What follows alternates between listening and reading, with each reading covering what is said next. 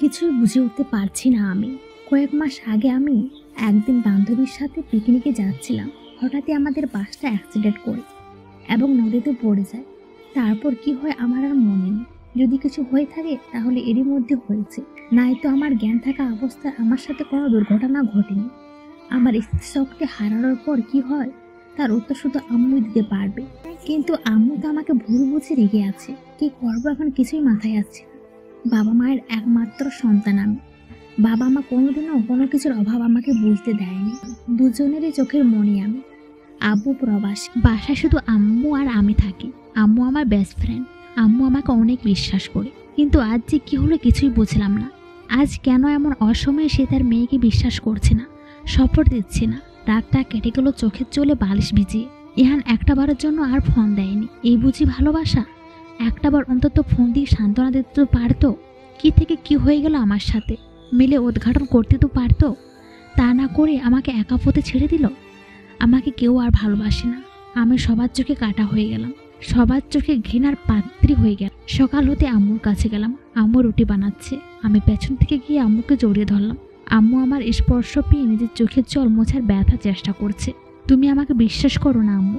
আম্মু হাওমাও করে কেঁদে দিয়ে বলল, খুব করে, কিন্তু কথাটা যে কিছুতেই মানতে পারছি না।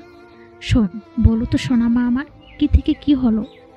আম্মুর রাশমি, আমার জ্ঞান থাকা অবস্থায় আমার সাথে এমন কিছু ঘটনা ঘটেনি। কিন্তু কি? কিন্তু আমার স্মৃতিশক্তি হারানোর পর কি হয়েছে, কি ঘটেছে কিছুই আমার মনে নেই। প্লিজ আম্মু, আমাকে সব খুলে বলো তো কি কি হয়েছিল তখন আমার সাথে। মাস কয়েক আগে তুই তোর বান্ধবীর সাথে পিকনিকে যাচ্ছিলিস, নিষেধ করেছিলাম, তবু সেদিন শুনিসনি আমার কথা।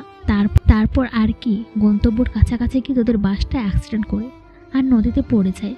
ওই বাসে অনেকেই মারা যায়, আর যারা আহত হয় তাদের ওইখানকার হসপিটালে ভর্তি করা হয়।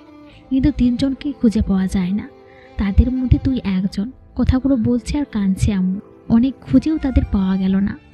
অসুস্থ রোগীরা সুস্থ হয়ে বাড়ি ফিরে আসে, কিন্তু আমার মেয়ে তো আর আসে না।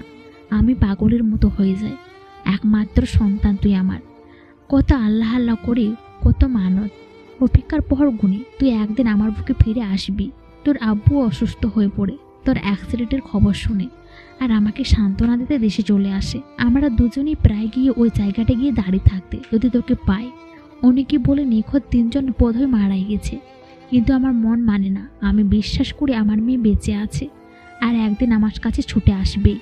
নিখোঁজ 3 জনের মধ্যে একজনের লাশ পাওয়া যায়, আর বাকি থাকে 2 জন। অনেকদিন পর একজন বাসায় ফিরে আসে। আমি অপেক্ষায় থাকি তুইও ফিরে আসবি। কেটে যায় অনেকগুলো দিন, আর একদিন আমার দোয়া কাজে লাগে। আল্লাহ তাআলা তোকে আমার বুকে ফিরিয়ে দেয়। তুই হঠাৎ একদিন বাসায় চলে আসিস। আমি আর তোর বাবার যেন দেহে প্রাণ ফিরে পাই। কিন্তু মাঝের দিনগুলো আমি কই ছিলাম তা আমিও জানি না রে মা। তোকে বারবার জিজ্ঞেস করার পরও তুই কিছুই বলতে পারিসনি, মনে করতে পারিসনি। তাই আমরা আর তোকে জোর করিনি। আমরা আমাদের মেয়েকে খুঁজে পেয়েছি, এটাই আমাদের কাছে অনেক। কিন্তু আম্মু, এখন তো মাঝখানের মনে না থাকা দিনগুলোই আমার জীবনে এমন একটা ক্ষতি করে দিল। মানে ডাক্তারের রিপোর্ট যদি সত্যি হয়, তাহলে আমার সাথে যা ঘটে তা ওই মনে না পড়া দিনগুলোর মাঝেই ঘটেছে। আর তাই আমার স্মৃতি ফেরার পর আমি আর কিছুই এখন মনে করতে পারছি না। তাহলে এই বাচ্চা ইহানের না? না মা, ওর সাথে আমার এমন কিছু হয়নি। আচ্ছা, যা হওয়ার হয়ে গেছে। তোর তো এতে কোনো দোষ নেই, কারণ তোর তো কিছু মনেই ছিল না তখন। তুই স্মৃতিশক্তি হারিয়ে ফেলেছিলি, আর এখন যখন আবার আগের স্মৃতিশক্তি ফিরে পেয়েছিস, এখন তো আবার মাঝের কথাগুলো মনে নেই। তুই নিষ্পাপ, আর তোর এই বাচ্চার কথা ইহানকে বলা লাগবে না। আমরা আজকে কি ডাক্তারকে বলে বাচ্চাটাকে নষ্ট করে আসবো। তারপর ইহানের সাথে আমি খুব জলদি তোর বিয়ে দিয়ে দেবো। যা, তুই ফ্রেশ হয়ে আয়, আমি নাস্তা দিচ্ছি। আমি ফ্রেশ হতে চলে গেলাম। মুখে পানির ঝাপটা দিতে দিতে ভাবতে লাগলাম, ইহানকে তো আমি সব বলে দিয়েছি। ইহান কি আমাকে এখন গ্রহণ করবি? আমি হাত ধোয়া মুখে আমার রুমে গিয়ে মোবাইলটা হাতে নিয়ে ইহানকে কল দিলাম। হ্যালো, আমার এই অবস্থায় আর তুমি একটাবারও আমাকে ফোন দেওয়ার কথা চিন্তা করলে না? তোমার এই অবস্থার জন্য তো আমি আর দায়ী নই, তুমি নিজে দায়ী। ইহান প্লিজ, আমার সাথে যা হয়েছে আমার জ্ঞান থাকা অবস্থায় হয়নি। হা হা হা, প্লিজ হেসো না। তোমার মনে আছে আমি যে অ্যাক্সিডেন্ট করেছিলাম, অনেকগুলো দিন নিখোঁজ ছিলাম? হ্যাঁ আছে, মনে থাকবে না কেন? আর যা ঘটার আমার সাথে ওই দিনগুলোর মধ্যেই ঘটেছে। আর তাই আমার স্মৃতিশক্তি ফিরিয়ে পাওয়ার পর আমার আর কিছুই মনে নেই, সবই বুঝলাম। তো এখন আমাকে কি করতে বলো তুমি? কি করতে বলি মানে? তুমি আমাকে ভালোবাসো না? হা হা হা, ভালোবাসা মানে কি বোঝো? না, আমি বুঝি না ভালোবাসা মানে কি। এখন আমাকে বোঝাও তুমি, প্রয়োজন মনে করছি না। তুমি এইভাবে কেন কথা বলছো আমার সাথে? আম্মু বলেছে বাচ্চাটা নষ্ট করে ফেলতে, আর অতি শীঘ্রই আম্মু আমাদের বিয়ে দিতে চাইছে। বিয়ে?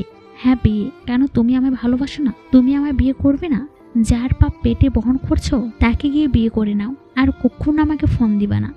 ইহান প্লিজ এ কথা বলো না, আমি তোমাকে অনেক ভালোবাসি, আর আমি বাসতাম, এখন আর বাসি না। So please don't disturb me. এই তোমার ভালোবাসা? হ্যাঁ, এই আমার ভালোবাসা। Please don't call me. কোনোদিন আমি যেন তোমাকে আমার সামনে দেখি না। তুমি তোমার পথ দেখো আর আমি আমার পথ। Good bye. আমি কাঁদতে কাঁদতে ফোনটা দেওয়ালে ছুঁড়ে মারলাম। আম্মু দৌড়ে এসে আমাকে জড়িয়ে ধরলো, আর আমি ফ্লোরে বসে হাউমাউ করে কাঁদতে কাঁদতে বলতে লাগলাম, কে বাচ্চার বাবা? কে আমার সরলতার সুযোগ নিয়ে আমার এত বড় ক্ষতি করলো? মা বলো না মা, কে করলো আমার এত বড় সর্বনাশ?